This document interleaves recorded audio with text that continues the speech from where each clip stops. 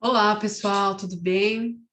Hoje eu gostaria de falar sobre a pensão por morte, as mudanças legislativas que tivemos mais recentemente e também sobre a reforma da Previdência e as mudanças desse benefício previdenciário. Tá bom?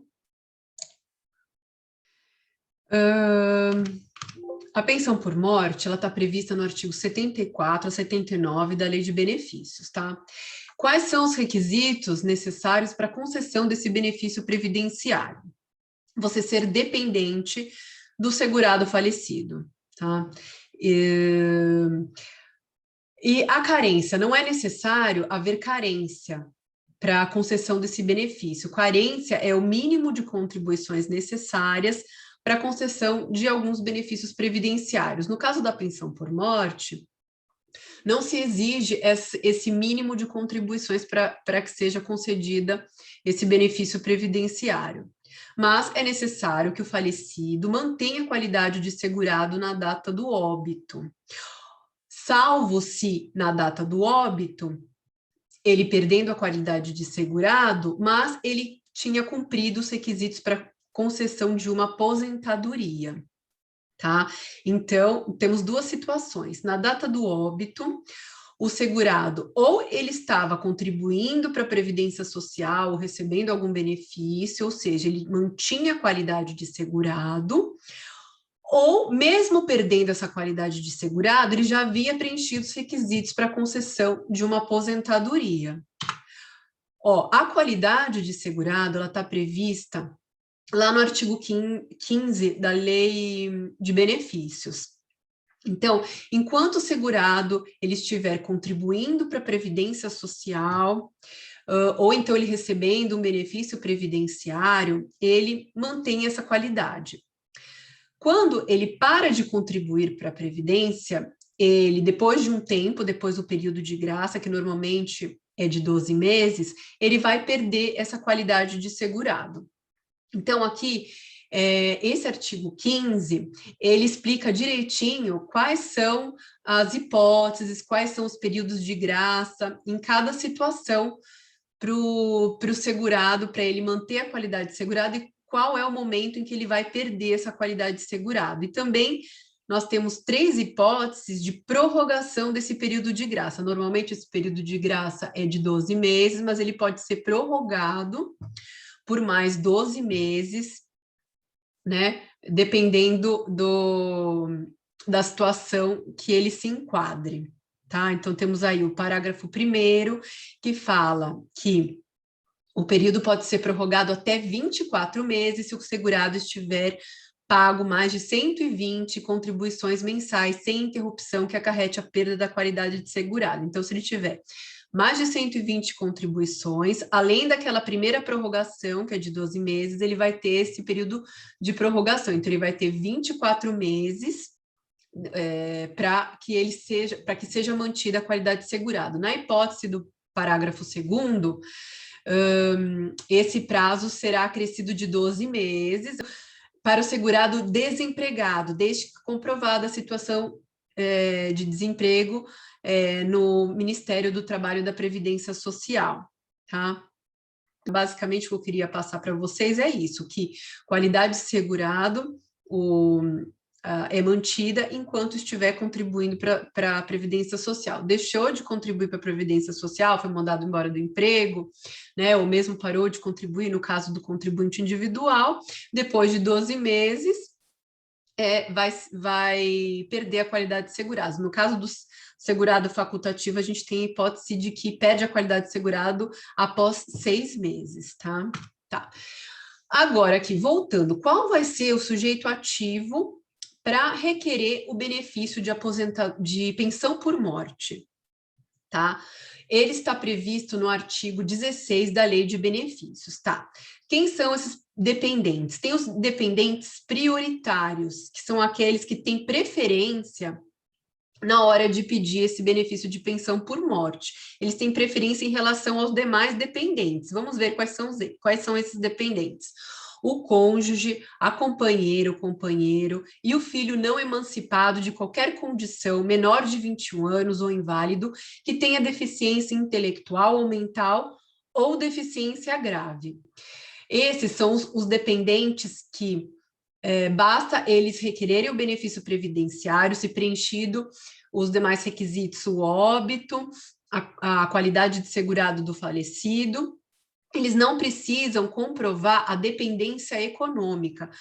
Basta ser um dependente desta categoria, ou um cônjuge, ou companheiro, filho, esses dependentes já possuem o direito de pleitear esse benefício. Já os demais dependentes são esses daqui, os pais, né, que está previsto aqui no inciso 2, e no inciso 3, o irmão não emancipado de qualquer condição menor de 21 anos, ou inválido, ou que tenha deficiência intelectual, ou mental, ou deficiência grave.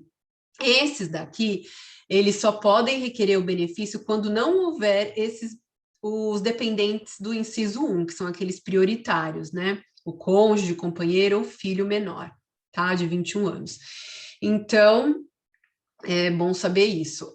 O artigo 16, parágrafo 5º, foi introduzido agora com a Lei 13.846 de 2019. E ele fala o seguinte, que para você comprovar a união estável, para você comprovar a dependência econômica, exige-se início de prova material contemporânea aos fatos. E ela deve ser produzida no período não superior a 24 meses anterior à data do óbito, não admitida prova exclusivamente testemunhal, salvo motivo de força maior, caso fortuito. Ficou bem claro aqui que realmente agora, para você comprovar a união estável, não basta se utilizar somente de prova testemunhal, e também de provas de período muito afastado em relação à data do óbito. É necessário, sim, que o período seja de pelo menos 2 anos até a data do óbito.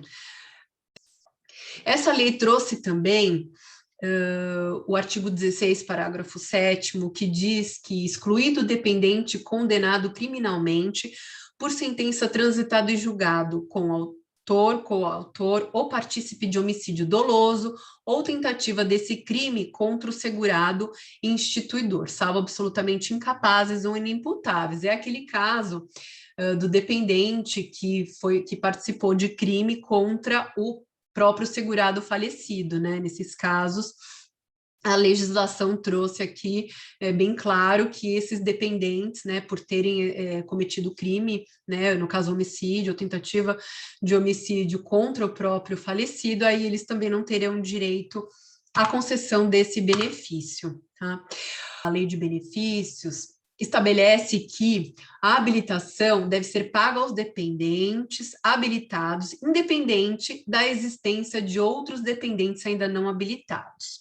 A habilitação posterior produzirá efeito somente a partir da sua inscrição. Ocorre, por exemplo, houve a habilitação de um filho, e aí o companheiro só depois de um tempo se habilitou realizou aquele pedido de pensão por morte em relação àquele segurado falecido. Então, o filho já começa a receber, não impede o filho de receber o benefício de pensão por morte, e aquele outro dependente vai se habilitar no momento posterior, então ele vai passar a receber os valores relativos à pensão por morte somente a partir do momento em que se habilitou. A Lei 13.846 de 2019 trouxe uma hipótese que nós não tínhamos na Lei de Benefícios, que é a habilitação provisória. Lá no parágrafo 3º do artigo 76, ela fala o seguinte, que a ajuizada ação judicial para o reconhecimento de condição de dependente, este poderá requerer a sua habilitação provisória ao benefício de pensão por morte, exclusivamente para fins de rateio dos valores com os outros dependentes, vedado o pagamento da respectiva cota até o trânsito em julgado da respectiva ação, ressalvada a existência de decisão judicial em contrário. Então, a regra geral é que a pessoa ela vai receber a partir da sua inscrição, mesmo havendo um dependente que esteja recebendo aquele benefício, o outro dependente habilitou-se em momento posterior, então ele vai começar a receber aquele benefício somente a partir do momento da sua habilitação. Mas nesse caso aqui, em que, por exemplo, há uma ação judicial que esteja discutindo o reconhecimento, por exemplo, de paternidade, esse filho, ele já pode se habilitar antecipadamente, logo, né,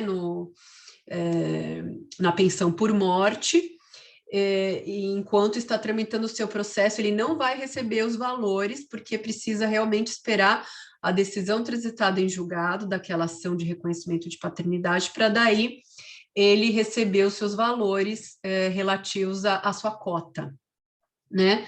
Mas ele já tem o direito, sim, já de se habilitar antes do término desse processo. E aí ele vai, sendo procedente o processo, tudo, ele vai receber esse valor desde a data de sua habilitação, tá? Agora, eu gostaria de falar com vocês a respeito da renda mensal inicial. A renda mensal inicial é o valor que o dependente, né, da pensão por morte, vai receber todo mês em relação àquele benefício de pensão por morte. Então, nós temos algumas regras aqui. Vamos lá. Quando o óbito do segurado ocorrer até a data da reforma previdenciária, né, a reforma previdenciária foi em 13/11 de 2019, então até 12/11 de 2019, essa pensão será de 100% do valor da aposentadoria que o segurado recebia ou daquela que ele teria direito se estivesse aposentado por invalidez, tá? Então, antes da reforma da Previdência, o valor da renda mensal inicial era o valor da aposentadoria do segurado falecido ou aquele que ele tinha direito na data do óbito com relação à aposentadoria por invalidez. Então, aquela aposentadoria por invalidez seria calculada na data do óbito, e esse valor é o valor da renda mensal inicial desse dependente. Havendo mais de um dependente, cada um seria rateado em partes iguais. Por exemplo, 2 dependentes, cada um receberia 50%, né?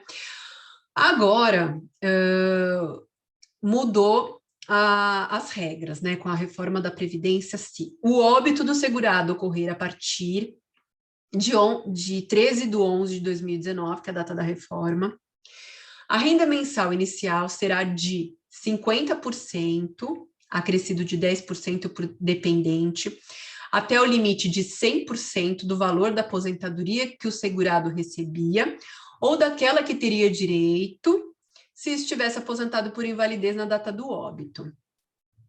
Mas vai continuar recebendo, não terá incidência desse coeficiente menor aí de 50% mais 10%, vai receber 100% o dependente inválido ou deficiente intelectual, mental ou grave, nos termos do artigo 23 da Emenda Constitucional 103 de 2019, tá? Então, para esse dependente inválido, ele vai continuar recebendo 100%, então.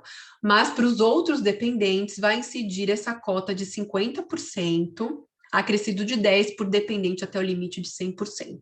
Da mesma forma, do valor da aposentadoria que o segurado recebia ou daquela que teria direito se estivesse aposentado por invalidez na data do óbito, tá?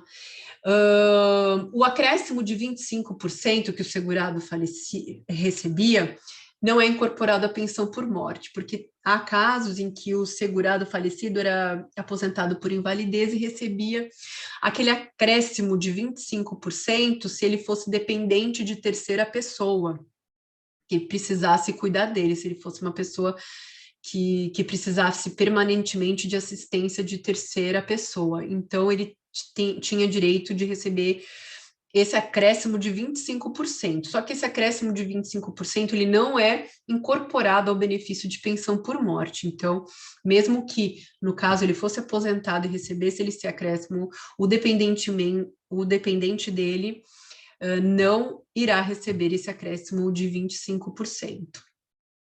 Tá? Então, vocês viram que, no caso aqui, com a reforma da Previdência, Por exemplo, o dependente ele vai receber a cota de 50% mais 10 por dependente. Então, no caso de 2, a cota vai ser 50% mais 10 mais 10. Então, vai ser 70% que esses dois dependentes vão receber, no caso agora da pensão por morte, tá? O termo inicial, a data de início do benefício, vai ser a seguinte. Então, o dependente do segurado vai receber desde o óbito, quando requerido em 180 dias após o óbito, para os filhos menores de 16 anos. Então, os filhos menores de 16 anos, eles têm um prazo de 180 dias contado da data do óbito para requerer esse benefício. Se eles requererem esse benefício até essa data, eles têm direito de receber esse benefício desde o óbito, ou em 90 dias após o óbito para os demais dependentes. Os demais dependentes não têm esse prazo de 180 dias, mas eles podem pedir em 90 dias. Caso façam esse requerimento no prazo de 90 dias, também eles terão o direito de receber desde a data do óbito. Essa redação também foi dada pela Lei 13.846 de 2019, tá? Depois desses prazos, o benefício vai ser concedido da data do requerimento administrativo, tá? Então, se requerido depois de 180 dias no caso dos menores, ou se requerido depois de 90 dias nos casos dos outros dependentes, aí o benefício vai ser concedido da data do requerimento administrativo. E, na terceira hipótese, é o caso da morte presumida. No caso da morte presumida, ela vai ter que ser reconhecida por decisão judicial, e a partir da decisão judicial é que vai ser concedida essa pensão. O termo final do benefício de pensão por morte está previsto lá no artigo 77, parágrafo 2º da Lei de Benefício. Então, quais são as hipóteses de cessação do benefício de pensão por morte? A primeira hipótese é pela morte do pensionista. Para o filho, a pessoa equiparada ou irmão de ambos os sexos, ao completar 21 anos de idade, salvo se inválido ou tiver deficiência intelectual, mental ou deficiência grave. Então, para o filho, quando completar 21 anos, ou quando for inválido enquanto permanecer, inválido ou deficiente enquanto permanecer a invalidez ou deficiência. Para o filho ou irmão inválido, pela cessação, no caso, se cessar a invalidez, há acesso à pensão por morte. Para o filho ou irmão que tenha deficiência intelectual, mental ou deficiência grave, pelo afastamento da deficiência, tá?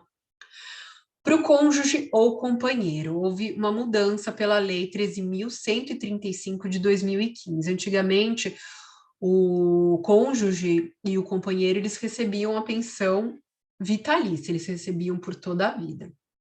Agora mudaram essa previsão.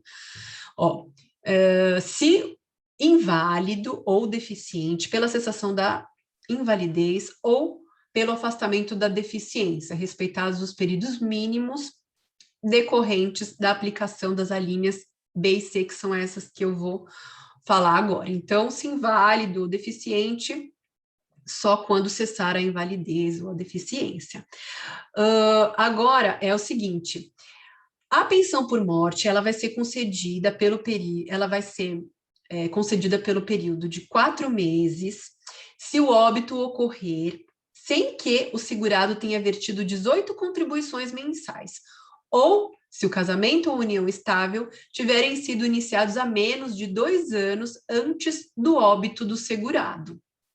Então, se o falecido tiver vertido menos de 18 contribuições, ou se o casamento ou união estável tiverem menos de 2 anos da data do óbito. Então, assim, se ela se iniciou em menos de 2 anos, por exemplo, em 1 ano e meio, se iniciou aquela união estável, aquele companheiro ou companheira poderá receber o benefício tão somente por 4 meses. Da mesma forma, mesmo havendo uma união estável, um casamento por mais de 2 anos, mas o falecido tiver contribuído com menos de 18 contribuições mensais, também o benefício somente será concedido pelo período de 4 meses. Agora, temos a outra hipótese, que é a seguinte: se transcorridos os seguintes períodos estabelecidos de acordo com a idade do beneficiário na data do óbito, se o óbito ocorrer depois de vertidas 18 contribuições mensais e pelo menos 2 anos após o início do casamento ou da união estável, aí nós vamos ver o tempo de acordo com a idade do dependente. Então, só que nesse caso, o segurado, para se enquadrar nesses casos, o segurado ele deve ter vertido 18 contribuições mensais, né? E pelo menos 2 anos ou mais do início do casamento ou união estável. Então, tem que haver 2 anos ou mais de casamento ou união estável até a data do óbito, ou depois de ter vertido 18 contribuições mensais. Nesse caso, aí sim, nós vamos estabelecer que o seguinte: o dependente, nesses casos, ele vai receber por 3 anos, quando contar com a idade de 21 anos de idade. Então, o dependente contando com 21 anos de idade só receberá por 3 anos. 6 anos, se o dependente contar entre 21 e 26 anos de idade. 10 anos, entre 27 e 29 anos de idade. Por 15 anos, receberá pensão se tiver entre 30 e 40 anos de idade. Por 20 anos, o dependente receberá a pensão se contar com 41 e 43 anos de idade. E receberá de forma vitalícia com 44 anos ou mais de idade, tá? Então, nos casos do cônjuge ou companheiro contar com mais de 44 anos de idade e se o falecido tiver vertido mais de 18, depois de o 18 ou mais contribuições mensais, se ele tiver 2 ou mais anos de união estável e casamento, aí nesse caso, então, o benefício será concedido de forma vitalícia.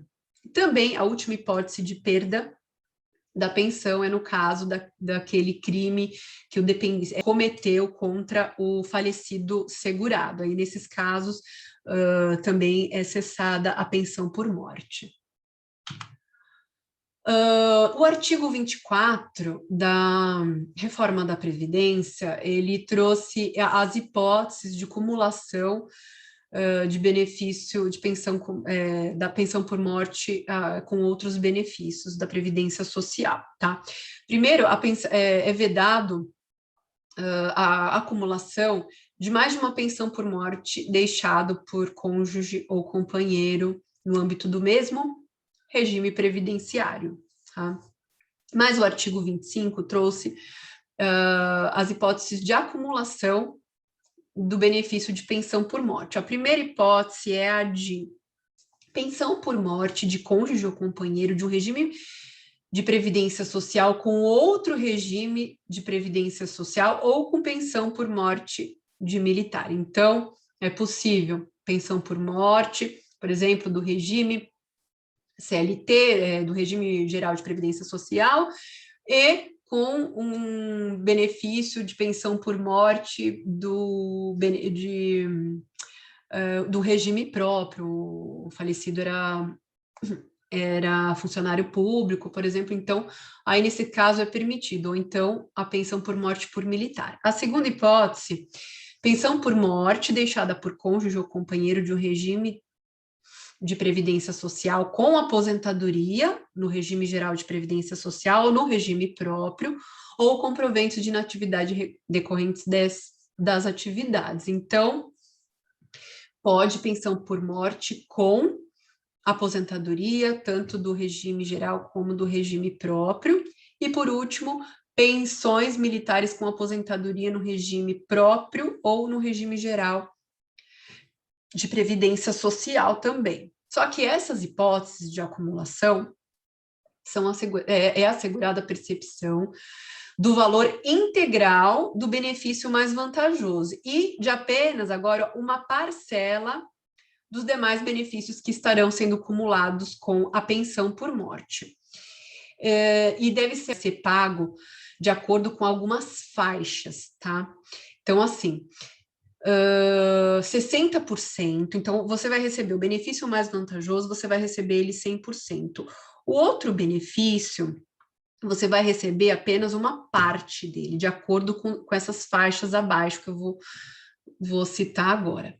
60% do valor que exceder a um salário mínimo até 2 salários mínimos, tá? 40% do valor que exceder 2 salários mínimos até o limite de 3 salários mínimos, 20% do valor que exceder 3 salários mínimos até 4 salários mínimos e 10% do valor que exceder a 4 salários mínimos.